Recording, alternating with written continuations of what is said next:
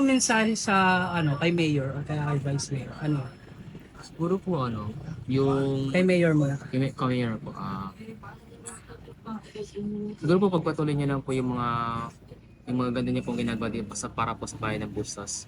Then, siguro may concern lang po ako. So, sana po magawa na yung daanan, yung kalsada po sa may bandang Kataktek. Bakit?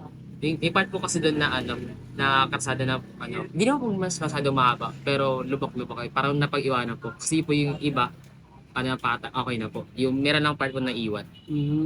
Kung meron kang gustong baguhin o pagandahin sa Bustos, ano yun? Siguro po yung part.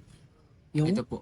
Bakit? Kasi nakita niyo naman po, medyo parang madumi na rin po, tapos marami pong sakyan na ganyan. Siguro po, parang siguro, re-renovate na lang po, or panlinisin, tatanggalin yung mga hindi gaano kaaya at tignan. No, okay. So kung meron kang mensahe sa mga taga Bustos, ano yun? Siguro po, pagpatuloy lang po nila yung mga kanya-kanyang buhay po nila. Hanggang sa, tapos ako po bilang estudyante, pagpatuloy po nila yung mga pag-aaral nila para makatapos.